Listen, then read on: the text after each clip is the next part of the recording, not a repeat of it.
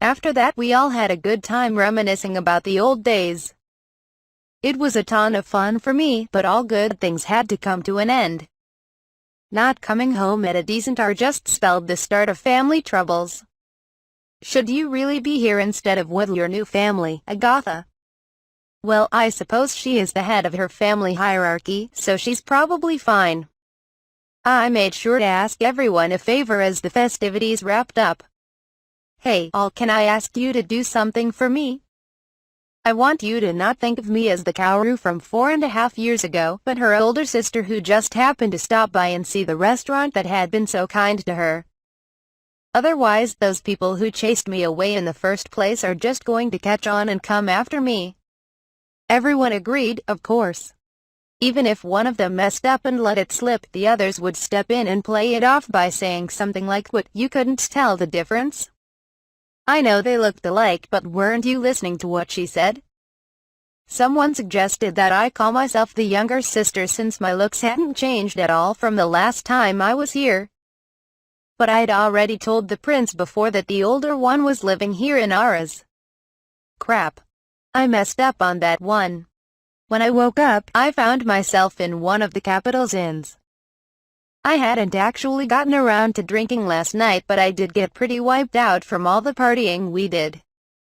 It had been a long time since I had a good night's sleep in a proper inn bed. After we figured out our sleeping arrangements for the night, Friend took Ed and the other horses to the stables to make sure they were taken care of. They must have picked up on what she was trying to do and just followed after her. Not gonna lie, that was pretty dang convenient. I was sure it must have been a little shocking to anyone who saw Fran leading the train of 5 horses without her doing anything herself. I was the last one up, apparently, since everyone had already washed their faces and got dressed. Come on, at least wake me up, guys. And why was everyone all gathered around me staring at me while I was asleep? You all like to ogle a girl's face while she's sleeping, is that it? But whatever. We all slept huddled together when we were camping, so they'd already seen what I looked like when I was asleep. Still didn't mean I liked what was going on here, though. I ain't putting on a show, people. I'm gonna start charging if you wanna look that bad. The scary part was I feel like they'd actually be happy to pay for that show. After finishing up breakfast, we were on our way again. Nothing seemed out of the ordinary around the inn, so it looked like the messenger still hadn't arrived yet. I guessed even the messenger must have turned in for the night. Traveling by starlight wasn't only exhausting, but inefficient as well. Getting a good night's sleep and getting yourself ready for the next day was far and away the more effective choice, which meant we shouldn't have lost any of our lead.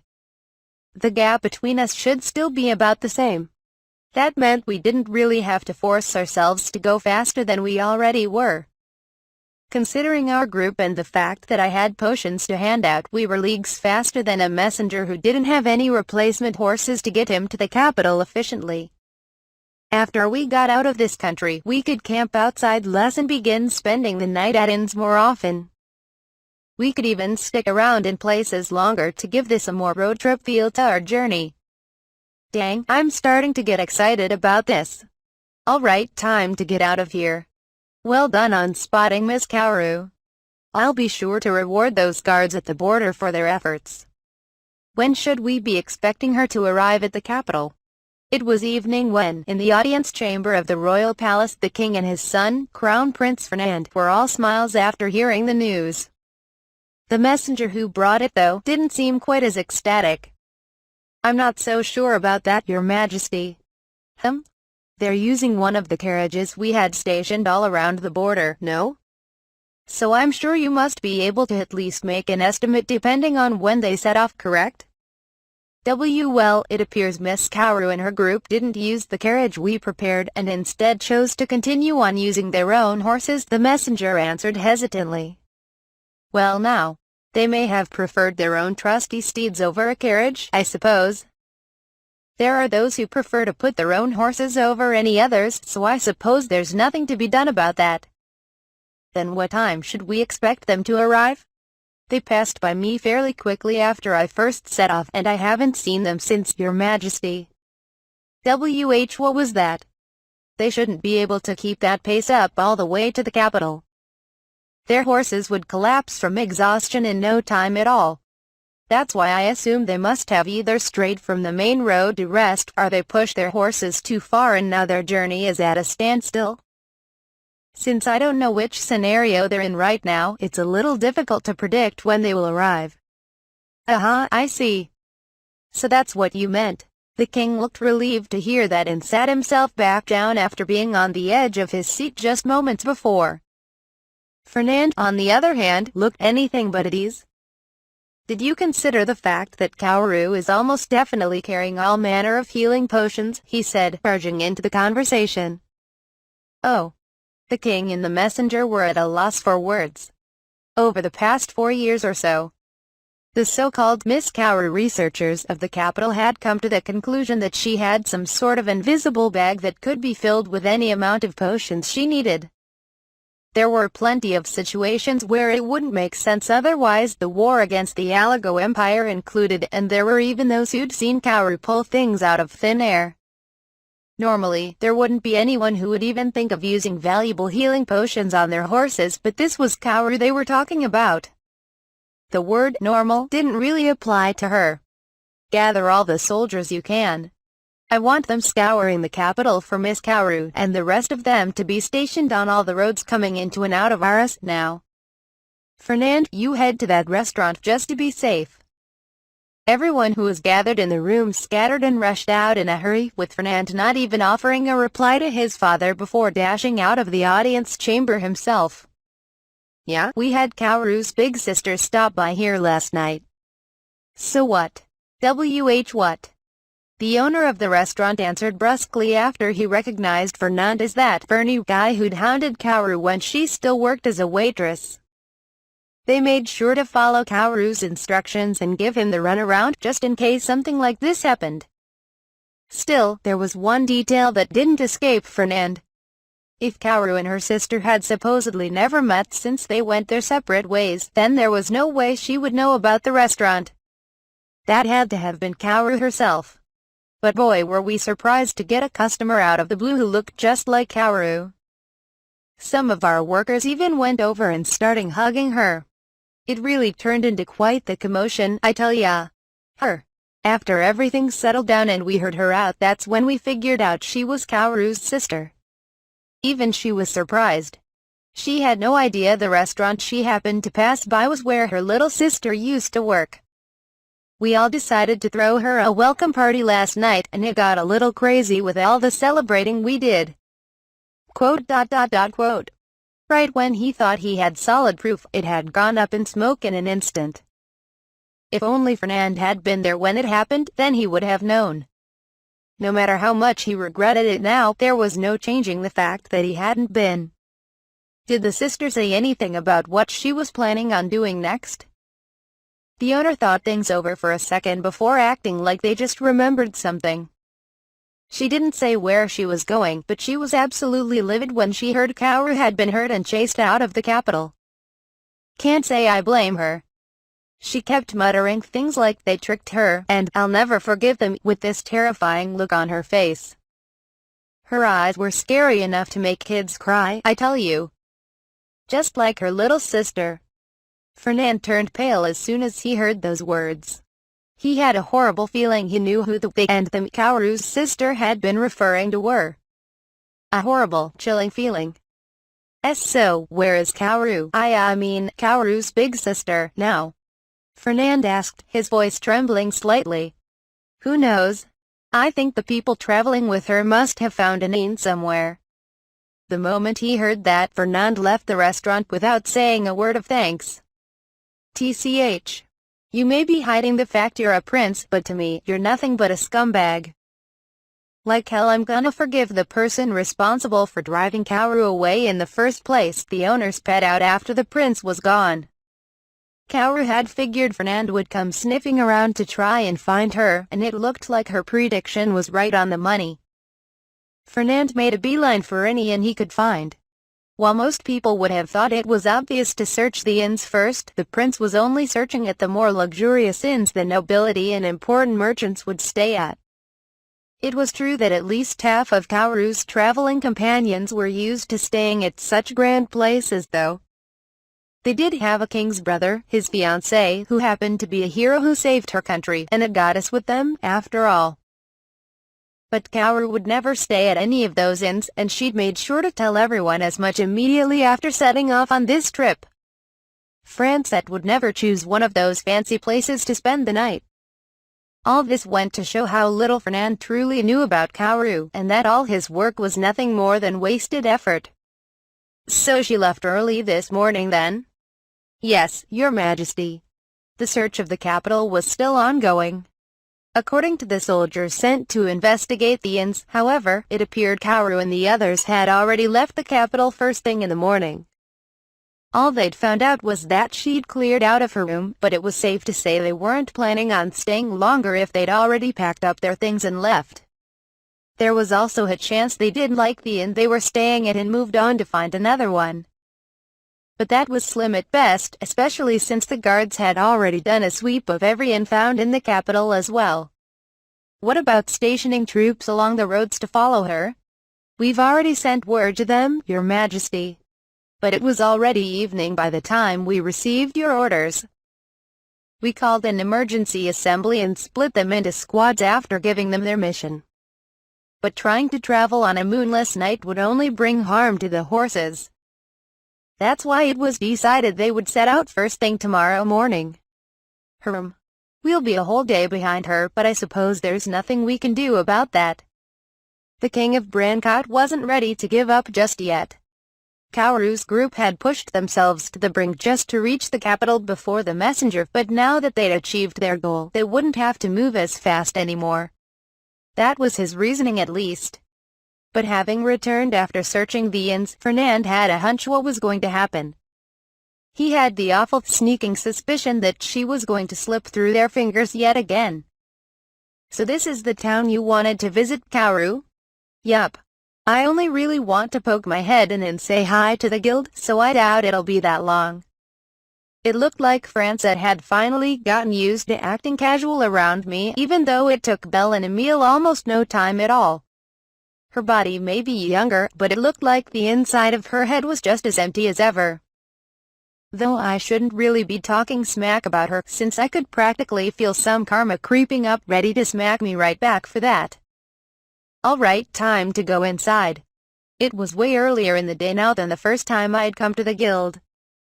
If I didn't come during the busier hours, only the people on the night shift would be here, which meant I'd have even less of a chance of seeing who I came here for.